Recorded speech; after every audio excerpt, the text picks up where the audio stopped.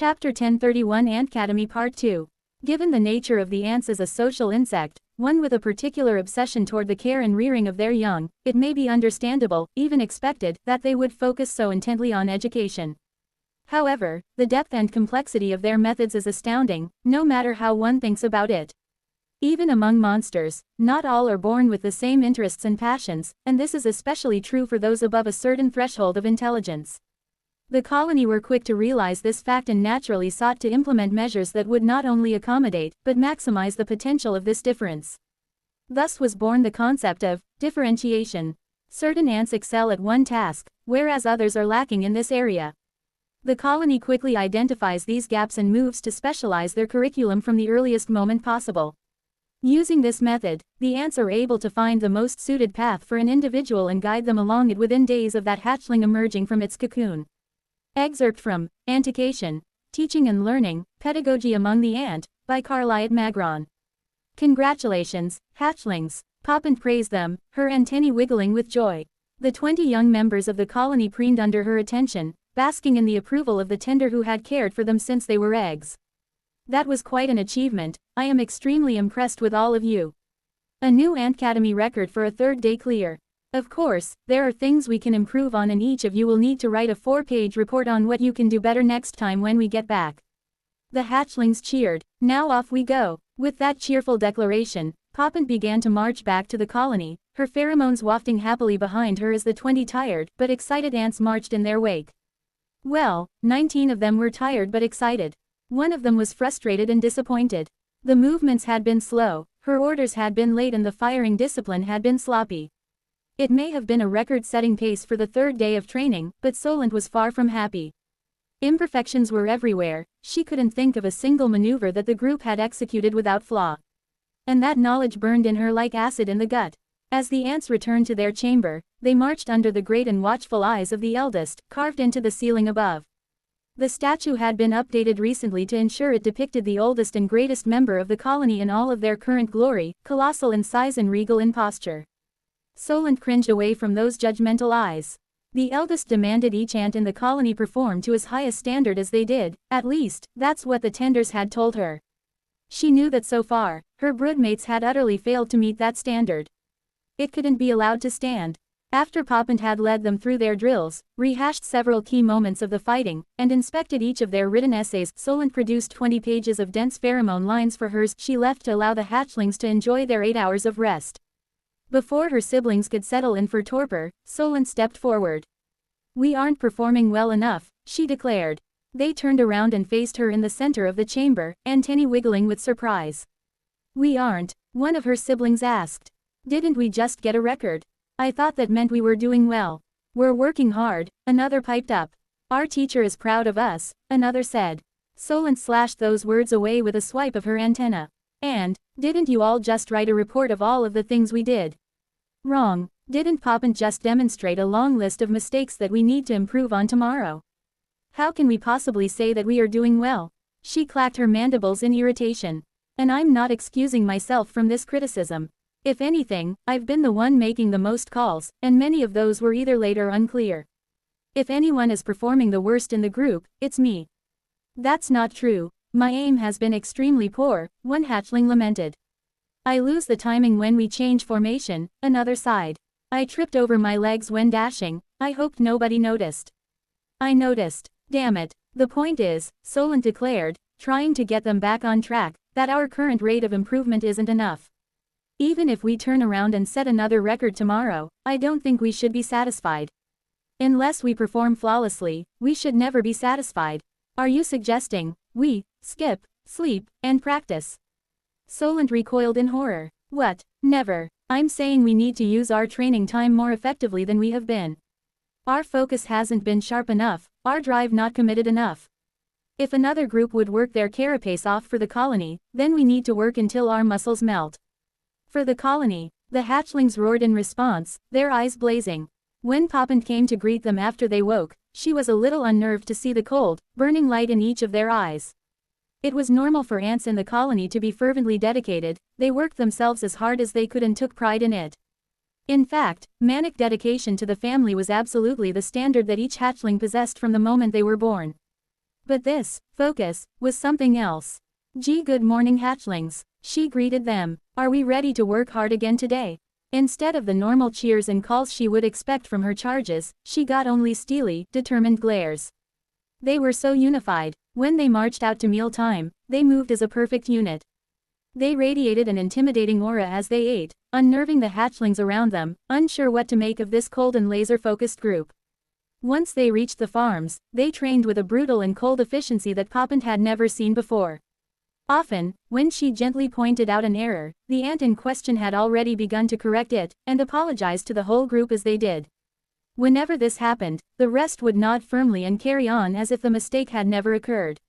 When she finally unleashed them on the monsters in the farm, they cut through them like a gleaming blade. The fourth-day record had been smashed. Chapter 1032 Antacademy Part 3.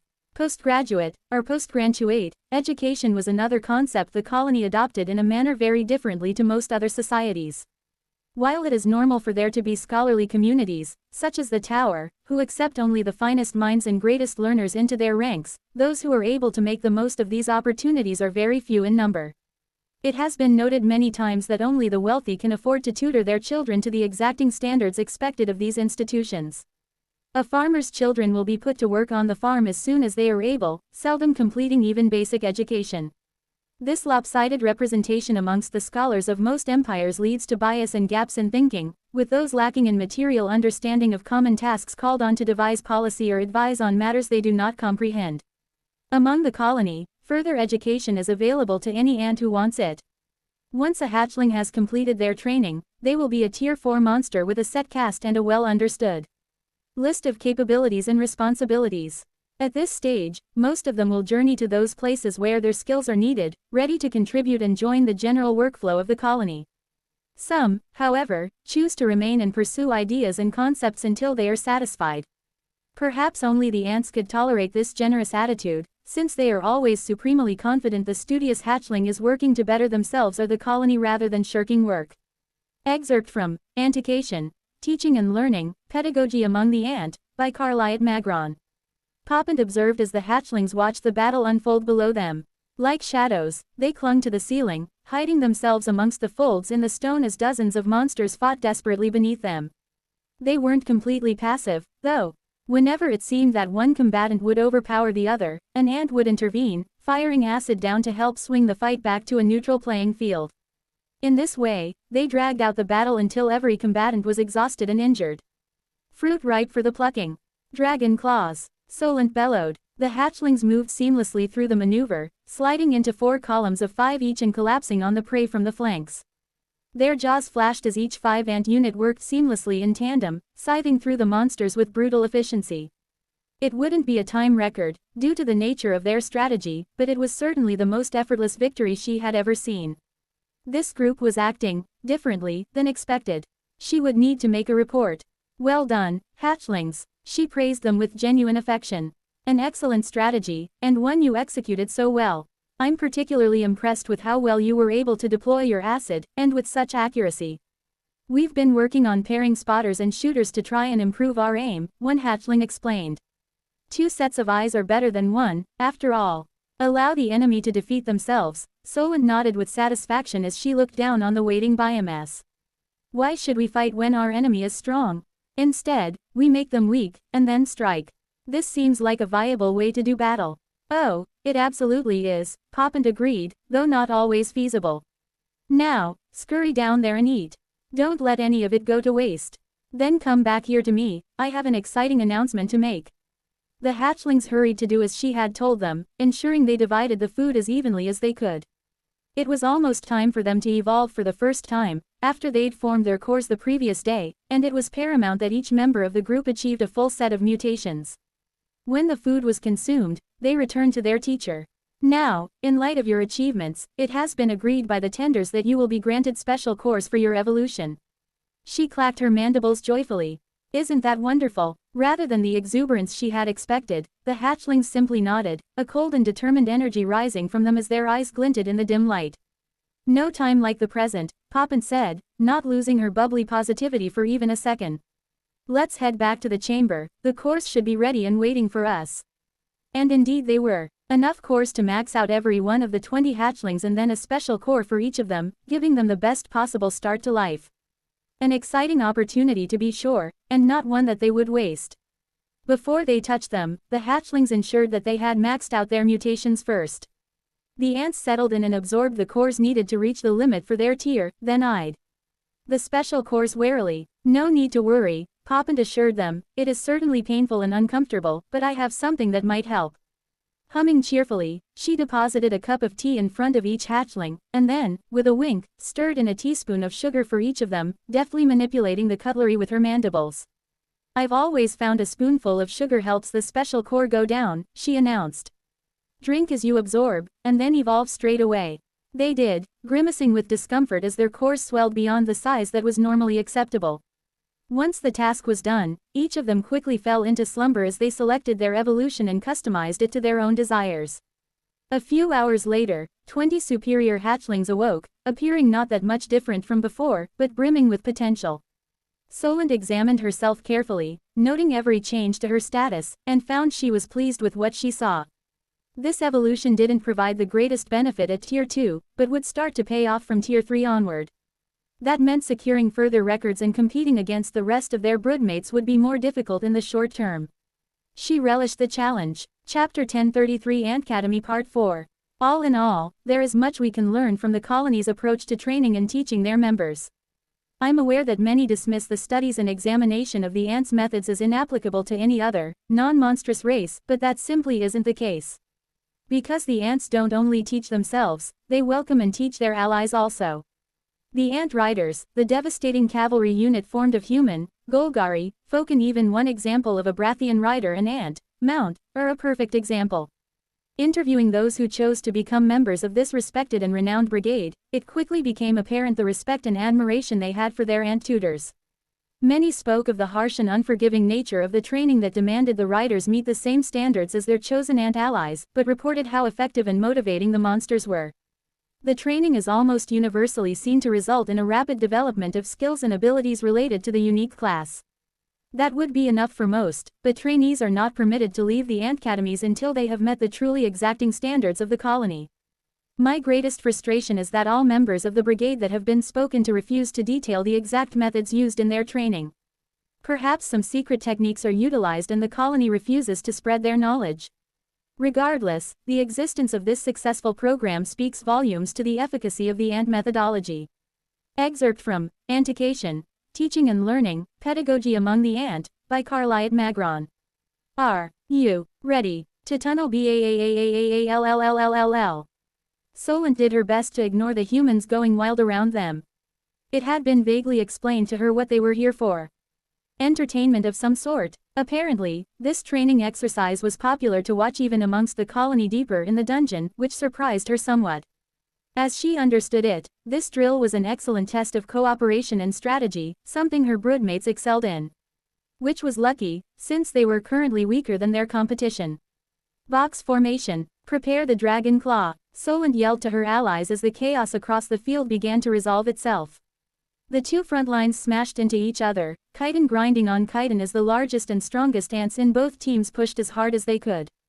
Currently, her team had possession of the ball, and so far, they hadn't failed to run it to the other side a single time, but their opponents were catching on to their tricks and grinding them down with their superior bodies. Solent was forced to get inventive.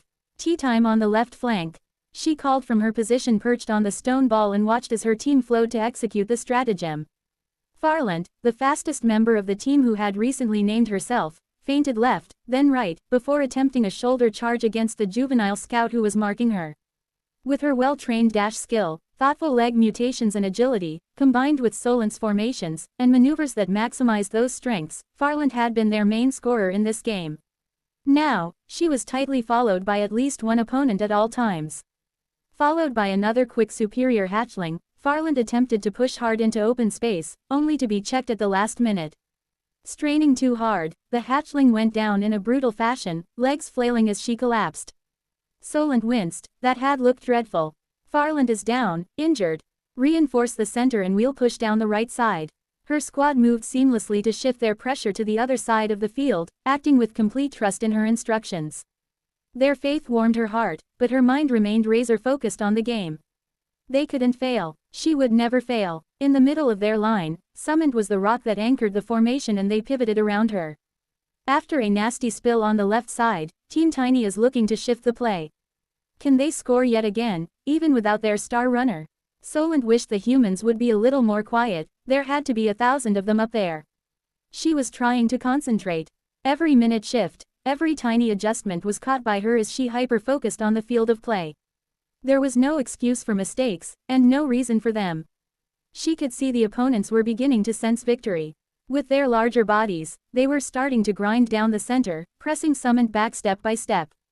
All she needed was for a slight gap to open up, then they could strike. And then it came. Overeager, the opposing team leapt at the first break in the line, desperate to prevent their 10th straight loss. It was subtle, but it was overcommitment. They came too far forward too quickly, leaving open space behind them. Flick the tail, Solent called, before she leapt off the ball and it was swept up from under her, racing toward the right side of the field. The timing was tight, a tenth of a second slower and the enemy would have intercepted, but they didn't get there in time and then the ball was past them. After being taught several painful lessons, the opposition had begun to defend in depth, and the second wave closed in on the ball runner, trying to hem her in. Then Summit was there, throwing herself forward to block the line, crashing into the smaller, more agile of the opposing ants to buy just a little bit of time and space, which the runner used to expertly flick the ball in her mandibles. A high-difficulty pass that required expert mandible control, executed to perfection.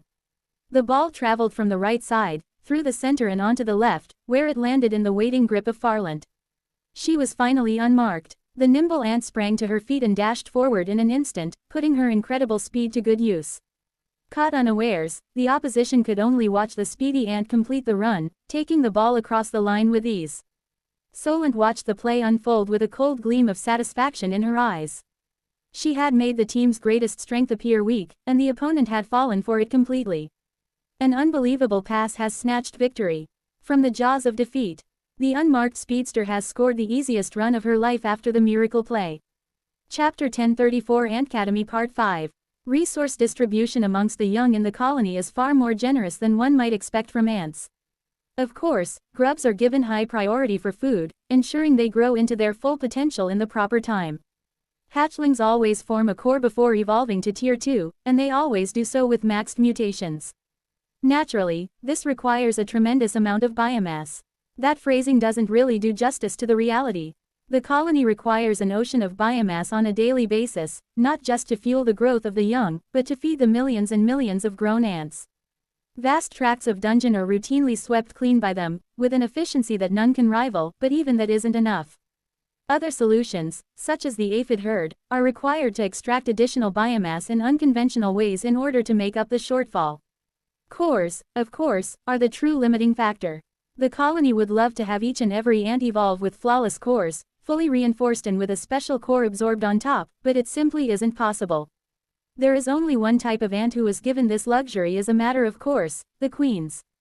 Excerpt from Evolutions of the Ant, by Granin Lazus. An impressive win streak, to say the least. Poppin praised the hatchlings, and they nodded seriously. A completely undefeated run. I know how hard you all worked for this. The other tenders are wondering just how long your streak will be. Endless, Solent said simply. She didn't intend to fail, ever. Anything less than perfection would be a blemish on the colony as a whole, and that wasn't to be tolerated. She'd expressed this view to her teachers several times, and they had warned her it was dangerous to hold unrealistic expectations, that a belief in an unobtainable victory was as deadly as an undefeatable enemy.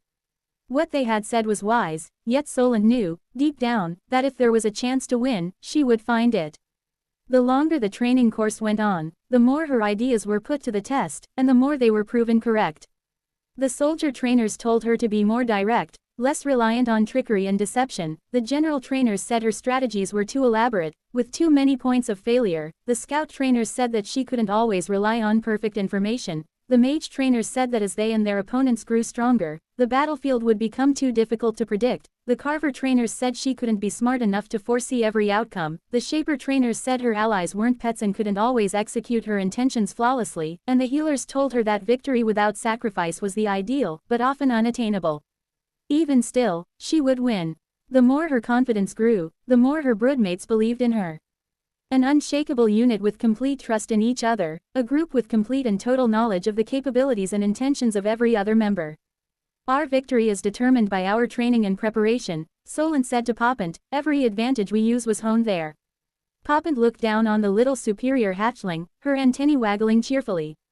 Nobody knows how hard and efficiently you train more than I do, she said. I've been with you the whole journey, after all. Of course, there was a little more to it. It was unusual for a single hatchling to have such wildly divergent ideas, and to command such respect from their peers. By this time, the administration of the Antacademy heavily suspected they had a champion on their claws. The first that they knew of to come. Through their classes and not found by the eldest. But now it's time for your next evolution, and as a reward for your exemplary record in tunnel ball and every other training exercise, you've been granted special evolutions once again. Some of the ants winced, but Poppant hastened to reassure them. Fear not, I've brought the tea and sugar, she said, as she clacked her mandibles happily and bustled from one ant to the next. It was painful, extremely so, but Solent endured the process as best she could before she engaged the menu and chose to evolve. Congratulations on reaching the maximum level for your current species. Evolution will allow you to change your form and increase your stats as a monster. Warning. Evolving will make securing XP and biomass difficult as fewer rewards are given for preying on creatures less evolved than yourself. Your evolution options are as follows. Superior Soldier, Special. Superior Scout, Special. Superior General, Special. Superior Ant Mage, Special. Superior Core Shaper, Special. Superior Carver, Special. Superior Brood Tender, Special. Superior Juvenile Queen, Special. Superior Healer Ant, Special. Juvenile Great General, Special. Juvenile War Brain, Special. Battle Leader, Special. War Planner, Special. Some interesting special evolution options had appeared and Solent looked at each with interest. Despite how well the eldest designed the superior evolutions for each caste, she knew it would be a waste to throw away the precious opportunity to select a special evolution. Each of her choices related to leadership in some way, and she wondered what had caused the system to lean that way. Perhaps her relatively high-ranked leadership or tactics skills. Or the eagle eye mutation which allowed her to envision the battlefield as it would be seen from above. Or the tactical awareness mutation she'd added to her brain. Whatever the reason, she examined each carefully. The juvenile war brain was easy to eliminate. Despite the hefty bonuses it gave to cunning, it required her to become semi-immobile, basically transforming her into a symbiotic entity that would be grafted onto another general that she would possess. It didn't gel with her picture of herself, nor the colony as a whole. War Planner was suited to directing the course of an entire war, away from the battlefield itself. It helped to organize logistics, plan movements that played out over days and weeks. Important, necessary even, but that wasn't for Solent. She wanted to feel the heat of battle on her carapace. The battle leader was an interesting evolution, giving solid bonuses and auras that would allow Solent to become a potent presence on the front line, enhancing her allies and directing the fight from up close. It was good, but not exactly what she wanted. Instead, her gaze fell on the Great General evolution. Only a juvenile, which meant there was potential growth in the future. The juvenile Great General is a leader who has displayed tactical brilliance and a grasp for grand strategy. Lead your troops in a brilliant dance, bewilder and confuse the foe, achieve victory. Now this spoke to her. Chapter 1035 What Lies Below.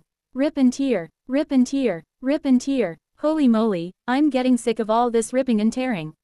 The stupid demons are endless. I'd go so far as to say that the demons start coming and they don't stop coming. It's not even that there's just an endless sea of demons swirling around us, it's the percentage of those that are overwhelmed by the big daddy demon and come wading through their kind to get at us. And maybe that's only 1% of every demon we see, but that still adds up to infinity demons. Even I'm getting tired, and I'm basically immune to fatigue, for now at least. The further we plunge into the third stratum, the further from the colony we get and the more tenuous my link through the vestibule becomes and the more nervous I get. I've been kind of hoping that I'd connect to the ants below me, in the fourth, since I know our territory is roughly vertical as it descends, but I've got nothing yet. We've known for a long time that the third was deeper than we thought, but this is getting ridiculous. So far, we've descended 4 times, and every time we get down a layer, the mana gets thicker and the environment more unwelcoming. Just how deep does this place go? I complained to Al. If it gets any hotter, my cooling enchanted rings are going to melt off. The giant eyeball of fire stares at me. I can barely even feel the heat coming off him at this point. It doesn't make any difference when the ambient temperature is this high. I do not know precisely how deep the third stratum goes, as I have never exited it into the fourth. We are almost as deep as I have ever been, however. Well, that's something at least. To be honest, I probably don't want to go much further. We're too far from the colony for the altar to be as useful as I need it to be. Only the support of Tiny, Chrysalis, Nvidia and Al gives me the confidence to venture this far out, but that faith is starting to wane. I can endure the constant barrage of attacks pretty well, the others, not so much. And the heat is literally melting Chrysalis. She's barely able to keep her form together on my back, dripping down my sides like an oil stain. I'm having to maintain a mini ice domain just to keep her going. Do you still have the trail? I demand of the demon. His eye flashes. I have it. We didn't come this way on a hunch, we did manage to get a hold of Torifex's scent. Al and Chrysalis were the ones to detect him, getting a whiff of his mana on the edge of their awareness. Unfortunately, the big coward is still retreating, probably to meet up with his nefarious siblings. They won't get away. I'm going to flatten those tier 8 demons if it's the last thing I do. The air is thick with ash and smoke. Lava flows are everywhere. In some places, they still jet up into the air, hundreds of meters high, before falling back to the strata floor. This deep, with the mana so dense, everything I hate about this place is magnified. Oop, look out, Tiny, I think there's another one coming up. The ape turns his head with interest, despite the sweat dripping from his matted fur. Poor guy. As we run, we see yet another abandoned fortress. They've become more and more common as we've descended, which makes sense, since the juicier resources of the stratum are to be found deeper down. Clearly, whoever owned these places has decided that it wasn't worth defending them in the current climate, and fair enough too. Built into cliff walls, or atop jutting peaks that thrust up from the plains, these are often intimidating-looking fortifications, possibly housing gates and precious resources that are now swarming with demons. At least the little monsters aren't spawning on them, but the more advanced ones are climbing up there to do battle with each other and get a quiet moment to evolve. Two objectives rather at odds with each other. To keep Tiny's mood up, I've been letting him go and have a nice therapeutic rampage when we pass close by one, just so he can vent his frustration.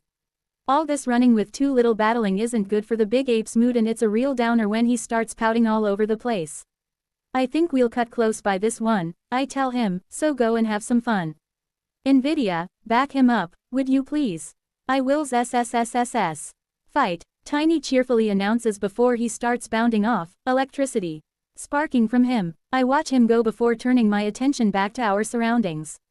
There's nothing here right now, but that could change in an instant, need to be alert. Do we think they're on this level? I ask Al. It is possible, he returns, and that's the best news I've had all day. Climbing down those damn pillars is an absolute nightmare. Alright then, we'll continue our sweep. Let's hug close to this fortress so we don't get too far apart. How are you doing, Chrysalis? I'm just fine, Master. Rubbish. You're struggling, and that's fine. Let me know if I can do more to help. Are your senses still sharp? I'm keeping an eye out.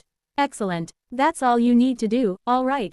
Don't tax yourself. She wouldn't even have that ice domain if I hadn't just gone ahead and done it without asking her. Suffering in silence is the Chrysalis default, and it's a habit I hope she grows out of. Everyone needs help. Heck, I need it all the time. Hopefully, we track those damn demons down soon, because I am building a lot of pent-up rage myself, and I can't wait to unleash it. Chapter 1036 Scent of the Beast. After further hours of roaming back and forth, trying to get a sniff of our prey whilst fending off the endless tide of demons, we finally get another hint. It's Al who manages to catch a glimpse, and he lets us know with his usual even demeanor. I found something, he says. Oh yeah, like what? I believe I have detected a trace of almost pure ash mana. It is unusual. Get at the point, man, enough of your waffling. What are waffles? Arg, damn your endless curiosity. What is so unusual about this ash mana? He glares at me, which is quite the intimidating glare, I might add, and I know that the question of breakfast foods has only been delayed, not resolved. Nevertheless, he continues, it's purity. I swear to Gandalf, I'm about to flatten this damn eyeball into a pancake. Perhaps he senses my rising ire, because he elaborates without further prompting. I suspect it has come from Pyroxene. Only she, that I'm aware of, could manifest such a powerful and concentrated form of that mana. Goody. Is it nice to know we got a hint of our enemies? Yes, of course, but I'd rather it didn't come in the form of manifested destruction in the form of concentrated ash mana. Where are they? I sigh. I found the trail at the edge of my awareness. Several kilometers that way. Holy moly, you can sense that far. I can. Impressive stuff. Well, let's get a bit closer and see if you can sniff out anything as we go. Agreed. Now, Waffles. Oh, fine. We begin a more restrained hike in the indicated direction as I explain to the giant eyeball of flame about the joys of breakfast baking. I've been told that waffles are great with syrup. Personally, I never had the chance to try it, but these are the little details Al is all too happy to gobble up. After 10 minutes of careful travel, Al pipes up again. It's them. After all the running around, it's almost a shock to hear him say it so casually. What? Are you sure? The eyeball flares with intensity. I am. Well, that's good news. We finally caught up to them. How about that, gang? Tiny gives me an eager thumbs up. Chrysalis flops a limp tentacle and Nvidia simply flutters his wings as he holds his little body aloft, glaring into the distance. That serves as a timely reminder that we aren't in peak shape. Tiny might be eager to battle, but he's been healed dozens of times over the last few days and isn't exactly fresh in terms of stamina. None of us have properly rested for 3 days, which isn't the worst thing for us to deal with, but we've been more or less constantly fighting for that time. To top that off, we're almost certainly walking into a trap. I mean, after dragging me all this way down into the bowels of the third, away from my colony, it had better be a trap. If they went to all this effort just to inconvenience me, that'd be annoying as heck. I fully expect, nay, demand a trap be sprung when I go to fight them. Hey, Al, I just had a thought. Is it a trap, if you know it's a trap?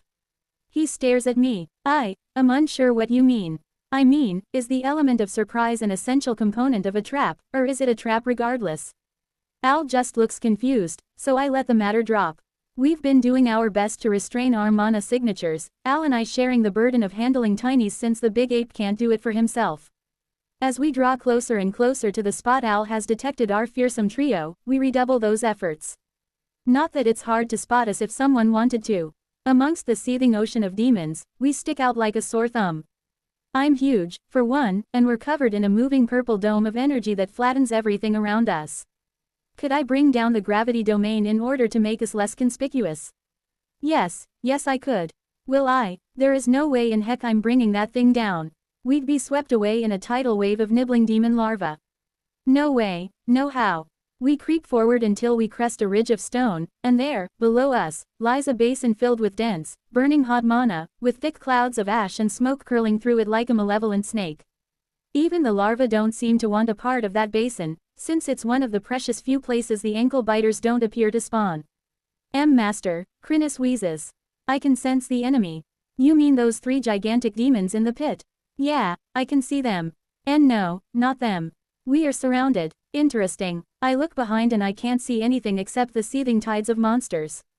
Al and Chrysalis have managed to spot something, though. Surrounded by what? I mean, other than the obvious. There are strong demons hidden beneath the larvae, thousands of them, all around us.